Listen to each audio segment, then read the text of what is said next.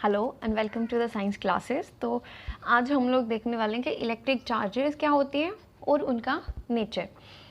तो electric charges कितनी type के होते हैं? इलेक्ट्रिक चार्जेस हमारे पास दो टाइप के होते हैं, एक तो पॉजिटिव चार्जेस और दूसरे होते हैं negative charges.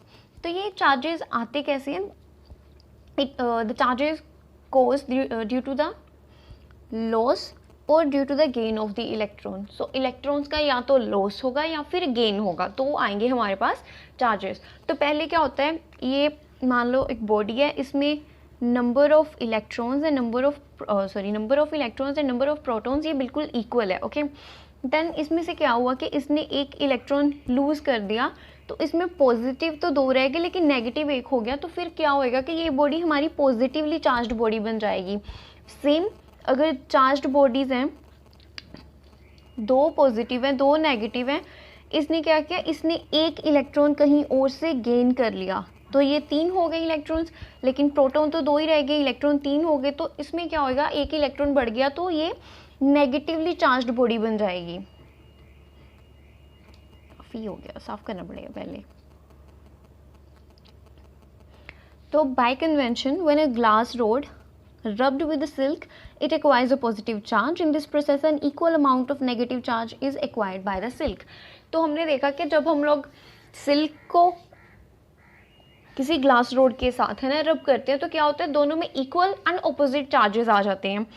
Then the like and unlike charges. So like charges हम लोग उन चार्जेस को बोलते हैं जो कि सेम साइन के होते हैं, जैसे कि negative they are the same sizes, same science and the same charges, but the positive or negative they are the unlike charges.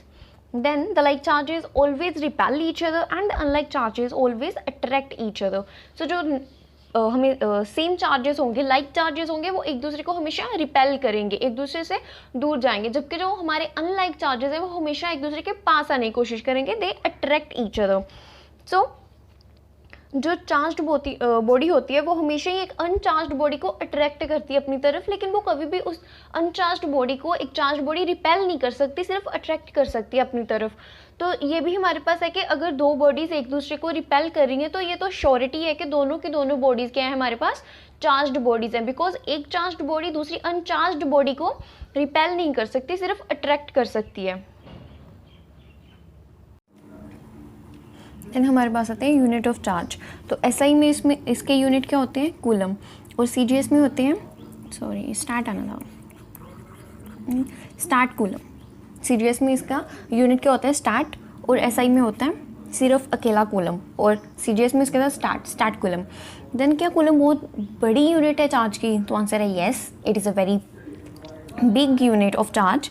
और इसमें क्या होता है कि अगर आपने दो चार्जेस को है ना, एक कूलम चार्ज है उन पर, और उनको 1 मीटर की दूरी पर एक दूसरे से रखा हुआ है, तो वो जो फोर्स एक दूसरे के ऊपर लगाएंगे वो बहुत हाई वैल्यू की होती है। वो होती है, इसको रीज करते हैं फिर नजर आएगा, वो होती है 9 × 10⁹ न्यूटन्स।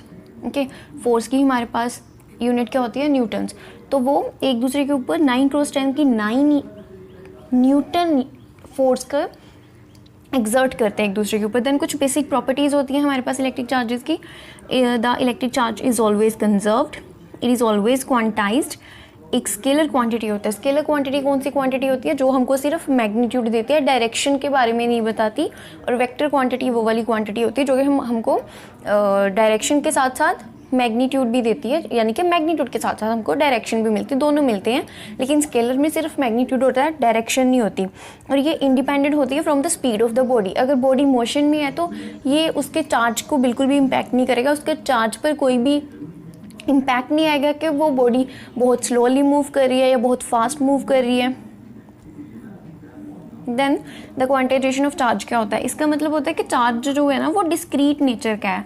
मतलब कि चार्ज किसी भी बॉडी पर जो चार्ज होगा वो एक इंटेग्रल मल्टीपल होगा, किसी भी मिनिमम इंटेग्रल मल्टीपल होगा of a certain minimum charges. ठीक है, तो क्या होएगा, प्लस माइनस एन ई। क्या है यहाँ पर, जो इलेक्ट्रॉन के ऊपर चार्ज है, और एन क्या है, जो कि एक हमारे पास इंटीजर होगा। जैसे मान लो 2 इलेक्ट्रॉन्स हैं, है ना, किसी बॉडी में 2 इलेक्ट्रॉन्स हैं, तो उसमें हम लोग जो चार्ज है वो कैसे काउंट करेंगे, 2 × 1.6 × 10⁻⁻19।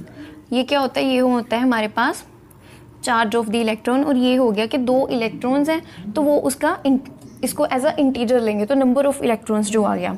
देन कंजर्वेशन ऑफ चार्जेस क्या होता है? कंजर्वेशन ऑफ चार्जेस वो होता है कि चार्ज हमेशा ही कंजर्व्ड रहता है।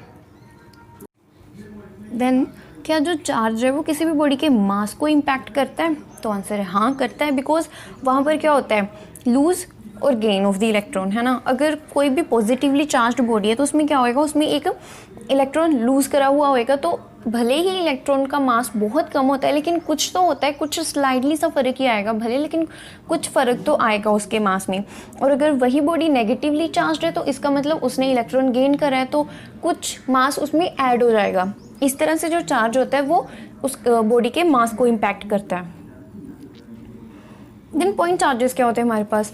पॉइंट चार्जेस ना वो वाले चार्जेस होते हैं हमारे पास जो कि बहुत स्मॉल होते हैं as compare to their distance. तो मान लो 2 चार्जेस हैं, एक चार्ज यहाँ पर है और दूसरा चार्ज यहाँ पर है, ओके सॉरी यहाँ पर, तो ये एक दूसरे से बहुत दूरी पर है ना, और इनका साइज़ बहुत ज़्यादा छोटा है, बहुत छोटा साइज़ है as compare to its distance. तो इसको हम लोग क्या बोलेंगे? इसको हम लोग बोलेंगे पॉइंट चार्जेस। तो कोई भी 2 ऐसे चार्जेस जो कि एक दूसरे पर जो कि बहुत छोटे होंगे as compare to the distance, okay, उसको हम लोग बोलते हैं point charges. So thank you.